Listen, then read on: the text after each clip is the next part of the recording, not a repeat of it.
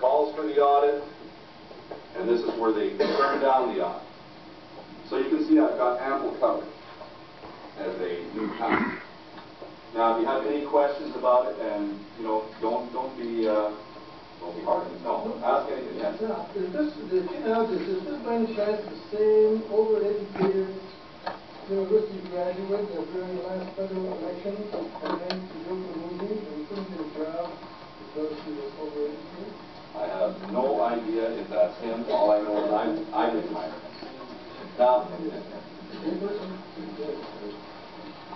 Now, and this goes, we can get into a little more detail here if you want me to, and to a little more insidious behavior.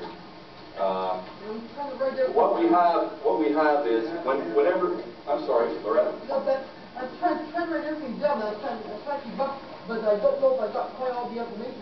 I'm going to give you all this to take home. You are? I don't want it anymore. And right here? Yes. Thank you. Mr. Santa, 2 questions here. Yeah. You've explained part of this process. Now, were you actually vindicated of all this? Oh, well, I was vindicated in front of council. No, but vindicated in front of council.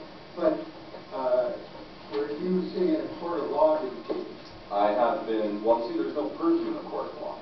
So they've taken me, currently, I just topped, last week my legal bills topped $200,000. I feel like a movie star now. The purview is when you want to challenge, and this is the way the court set it up. The court set it up, if you want to question my expenses or anybody's expenses, you make an application before council, and you can present a document like this, and we'll talk about this document. This is the Ken Osmond document. What's that? So that's a document, and then What's the document again? I'll get to it, Loretta. And what it does is you lay out your case for why you think Councillor Santa overspent. So it should be a document, excuse me, that people can't refute or can't be challenged. You want to lay out your facts. Well, excuse me, Councillor Roy and then Councillor Gertuga, and we'll get into what they had to do to get the information, extract the information to find out exactly what was going on. And we'll get into what I would call the insidious nature of, I would consider administration's involvement in what happened here. So, to answer your question, you want to challenge a councillor, you present a document, and you say, I believe Councillor Orville Santa overspent on his campaign. Here's why. Council reviews it. They say yes or they say no. If they say yes, they can send you to audit.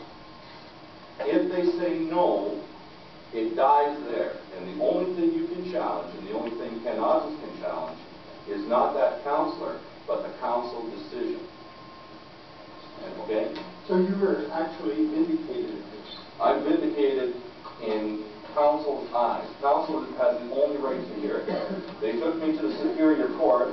The Superior Court says it's council's job to hear this. And you can imagine the Superior Court, they deal with crimes, they deal with all this. They don't want to deal with this stuff. They say, let council hear it. Council hears it. They decide to send it to a judge or not. Okay? The only thing I wanted to ask you about this was, you've got a tremendous number of people here. A lot of times, you know, the simplest things can go right by them. And these people, you know, through no fault of their own, I've been having trouble getting support. Yeah. And the ordinary taxpayer is saying, well, don't make too much noise. You know, I've been to a lot of courts. I've seen a bag lady get 30 days or $500 fine. Yet some of this, you might call it crime, that some of these people are doing on our city council are getting away, and nobody seems to want to take them to task. Well, I assure you. You know, I just hope, I'm going to start coming to meetings, and I'm outspoken, by the way, but good. I think if you're dealing with a crime, you should see it through. These people have fraud, embezzlement, common theft. Well, you know what? let's hope that. Let's stay focused. It's not that I'm disagreeing with you or anything. I'm just going to try to get through this, and this lady here, and we'll because we've got a volume of work to cover tonight. It's going to be like the making of the Phantom Menace, yes?